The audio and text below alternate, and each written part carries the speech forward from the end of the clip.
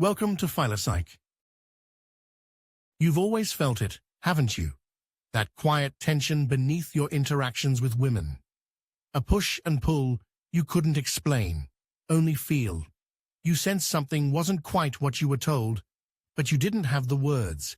And every time you tried to talk about it, really talk about it, it was either dismissed or punished. So you learned to stay quiet. You learned to adapt. But that silence never settled into peace. It just grew heavier. You were told, women want honesty. But the moment you spoke your truth, it was weaponized against you. You were told to be sensitive, yet the moment you showed weakness, the temperature changed. Their affection became distant. Their attention shifted. You could feel it in the delay of their replies, in the way their eyes looked through you. That ache, that deep ache of being seen only when useful and discarded when vulnerable, has followed you like a shadow. Women don't want what they say they want. That's the first truth no one ever dared to say out loud around you. Not because it's hateful, but because it's uncomfortable. Because it cuts into the nice little story we've all agreed to tell each other. But you've lived long enough to know the script doesn't match the play. They'll tell you they want kindness, but they chase the man who denies them. They'll say they want peace, but they'll spark conflict just to feel something. They'll demand stability, then sabotage it the moment it bores them. And you, caught in the middle, are left questioning your own sanity. You were raised to believe women are nurturing by nature, that they're the softer side of humanity. But you felt the sting of their coldness when they're done with you. When the switch flips, when the same woman who once cried in your arms becomes indifferent overnight. That's not weakness, that's power. Calculated, clean, precise. And you keep wondering, was any of it real? Or were you just a chapter she needed to grow through? Women don't love you for who you are. They love you for how you make them feel. And the moment that feeling changes, they detach without warning, without closure. One day, you're her everything. The next, you're a stranger. It doesn't matter how much you gave. It doesn't matter how deeply you loved. What matters is the sensation, the high. And when it fades, so do you. You learn this the hard way, through silence, through blocked messages, through the absence of explanation. Women don't owe you closure, not in their world. Their empathy has conditions, and if you no longer serve the emotional experience they crave, you become invisible. You stop existing. And yet, you're expected to be okay with it, to not ask questions, to not show pain. Nietzsche said, in individuals, insanity is rare, but in groups, it is the rule. Nowhere does that feel more real than in how women relate to each other. One-on-one, they can be soft, attentive, deeply emotional. But place them in a group, and you'll witness a different psychology. Their loyalty isn't to truth, it's to the social game. They'll tear down another woman behind closed doors, then compliment her dress in public. It's not hypocrisy, it's survival, a performance wired into them so deeply it doesn't feel fake to them. It feels natural. Because for them, social status is oxygen, and status is never shared. It's one. You wonder why women are drawn to chaos, why they often seem to sabotage the men who love them most. It's because stillness feels like death to them. Emotional turbulence is addictive. They need to feel wanted, chased, unsure. Certainty kills desire. And the moment you become predictable, they start mourning the man they once obsessed over. You didn't change. Their feelings did. And in their mind, that makes you the problem. No one prepared you for that. No one taught you that their affection has a timer, that your utility is their compass. You thought love was a decision, a commitment. But for them, It's a mood, and moods shift with the wind. You tried to talk about it, maybe once, maybe a few times. You tried to ask why things changed, why she stopped texting back, why her eyes stopped lighting up when she saw you. And she told you, "I don't know." And that was the truth. She didn't know. Because it wasn't a logical shift. It was a chemical one, hormonal, subconscious, and completely real for her. She felt it, so she obeyed it. That's how it works. Women live by emotion, not principle.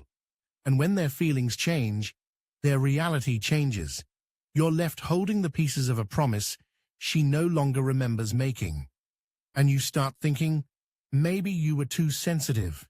Maybe you expected too much. Maybe it's your fault. It's not. You were lied to. Not maliciously, just blindly. Society taught you to treat women as sacred, as gentle, as innocent. But innocence isn't a lack of harm. It's a lack of accountability. And women are rarely held accountable for how they manipulate, for how they ghost, for how they use affection as leverage.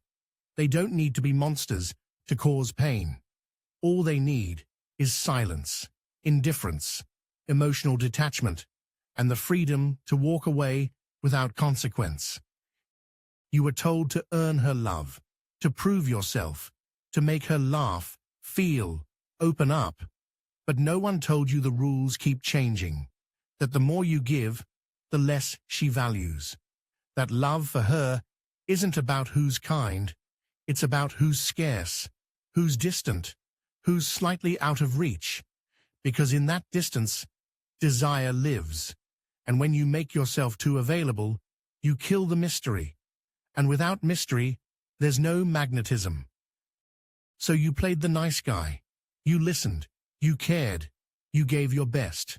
And you watched her choose someone colder. Someone who didn't try as hard. Someone who left her guessing. That broke something in you.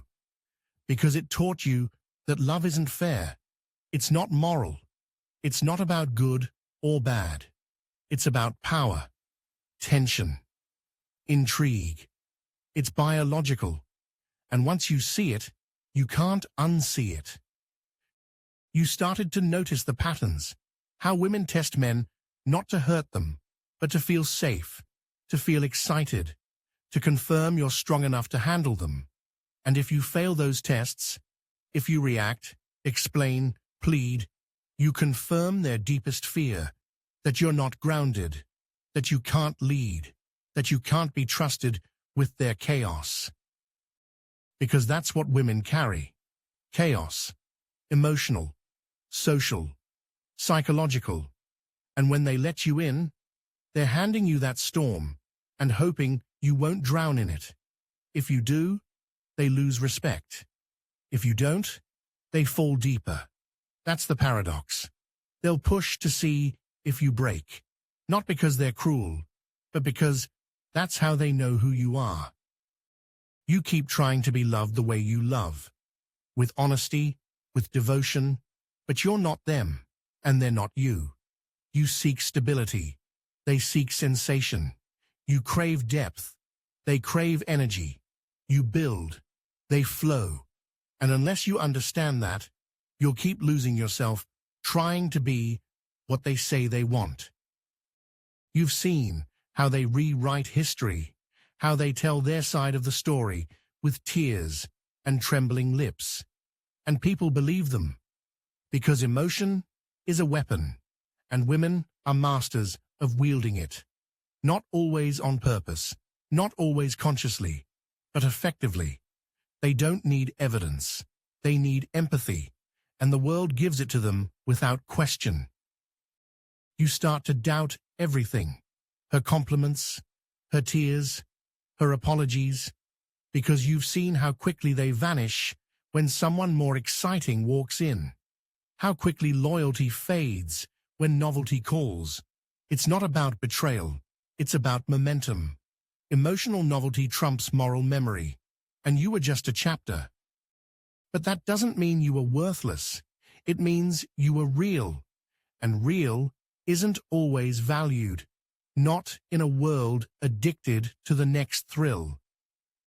You start to realize your mistake wasn't in loving, it was in expecting your love to be enough.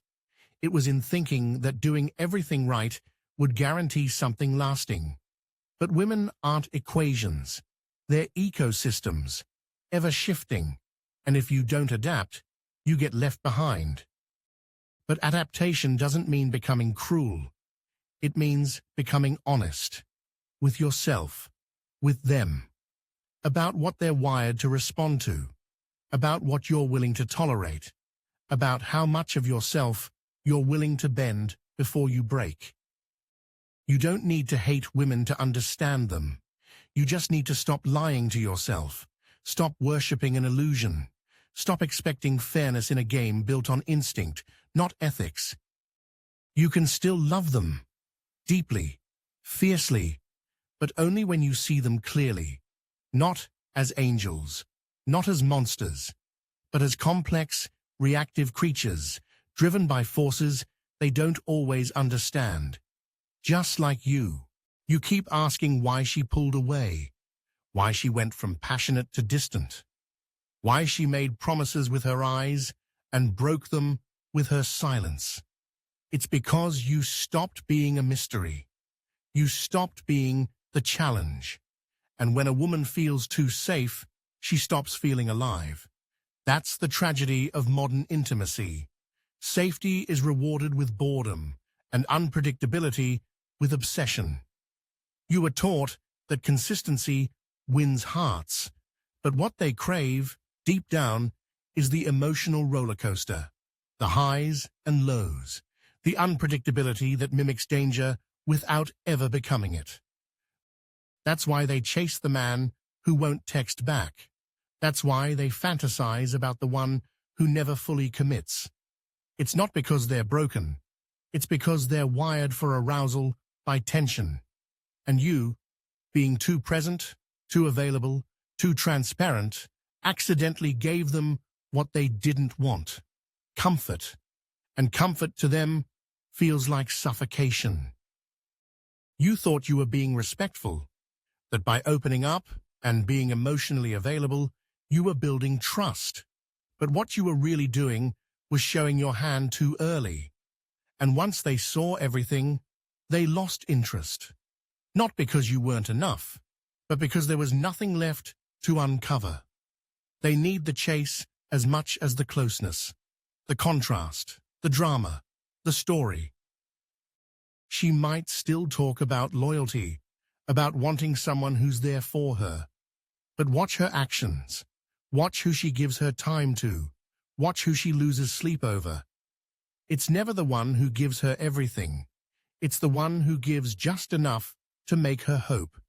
The man who stays in her mind because he's just out of reach. That's not manipulation. That's biology. That's strategy rooted in evolution. A mechanism to filter out the men who need her more than she needs them.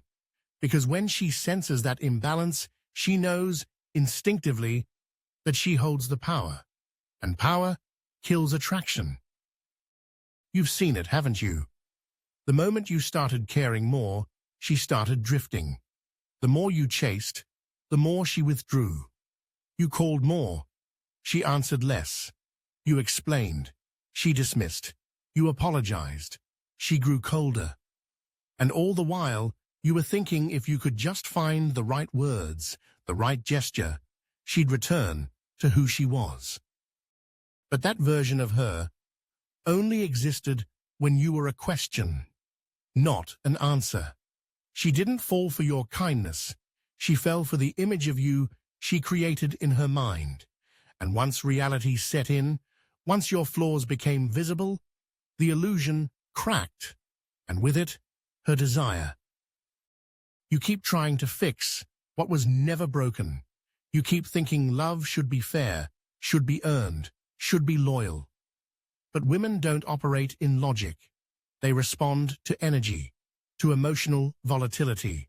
And that's why you'll see them in love with men who don't deserve them, who mistreat them, who disappear and return like storms, because that chaos mimics intensity, and intensity feels like love. You might resent them for it, or you might finally understand that this isn't personal, it's primal. And once you see it, you stop negotiating your worth through their reactions. You stop measuring your masculinity by how much they love you. You stop needing their validation to feel whole. Because if you don't, you'll become the man who keeps getting drained. The man who overgives and ends up resenting. The man who sacrifices everything and is left with nothing. You'll become bitter, numb, confused, and worst of all, lost in an identity that was built to please someone who never truly saw you. Women aren't here to complete you. They're not your savior. They're not your mirror. They're forces of nature, unpredictable, emotional, beautiful, dangerous. And unless you have a solid core, something unshakable within, you'll get swept up in their tide and call it love. You don't need to control them. You need to control yourself, your neediness, your illusions, your craving for validation from someone who's wired to test, to withdraw, to provoke. You must become your own anchor, so that when they drift, you don't. And if you can do that, if you can stand firm when she storms, stay calm when she tests, remain a mystery when she demands total access, you'll become something rare, something she respects, even if she can't explain why. Because deep down, every woman is searching for a man she can't shake, not because he plays games, but because he lives by code, because his self-worth isn't dependent on her moods, because he sees her fully, chaos and all, and doesn't flinch. That man is not always the one she ends up with, but he's the one she never forgets. Women remember presence, not promises. They remember how you made them feel, not what you said. They don't fall in love with potential.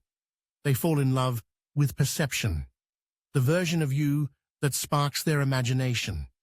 And that's why you must protect your mystery, your silence, your space, not out of manipulation, but out of wisdom. You can't force her to love you differently. You can only love yourself enough to stop chasing a feeling that depends on her approval. You're not here to be chosen. You're here to choose. And when you start living from that truth, everything changes. You stop over-explaining. You stop apologizing for your standards. You stop tolerating hot and cold affection. You stop waiting for clarity from someone who thrives in confusion. You stop begging for attention and start commanding respect by how you carry yourself, by how you walk away when your boundaries are tested, by how you stay centered in the face of emotional chaos. That doesn't make you cold. It makes you sovereign. And sovereignty is attractive in a way desperation never can be. Because here's the truth about women. They want to be consumed, but not controlled. They want to feel your presence, not your pressure. They want to surrender, but only to a man they know won't lose himself in the process. They want to be vulnerable, but only with someone stronger than their fear. And you can't be that man if you keep handing over your power in the name of love. Love her, yes, but don't worship her. Don't pedestal her. Don't make her your purpose. Let her orbit your world, not become it. The moment you make her your center, you lose your balance. You become reactive. You lose edge. And that's the moment she starts pulling away. Not because she stopped caring, but because she senses you stopped leading. You've been through enough pain to know this isn't about blaming. It's about awakening. It's about seeing the games for what they are. seeing the patterns that keep hurting you, and stepping outside them, not with anger, but with clarity. Because once you do, you stop chasing ghosts. You stop reliving the heartbreak. You stop projecting your worth onto women who were never meant to carry it. You start becoming the man you were always meant to be, whole, grounded, impenetrable. That's when love becomes a choice, not a craving. That's when you draw women who match your energy, not drain it. That's when you stop needing her to see you, because you already see yourself. And that changes everything.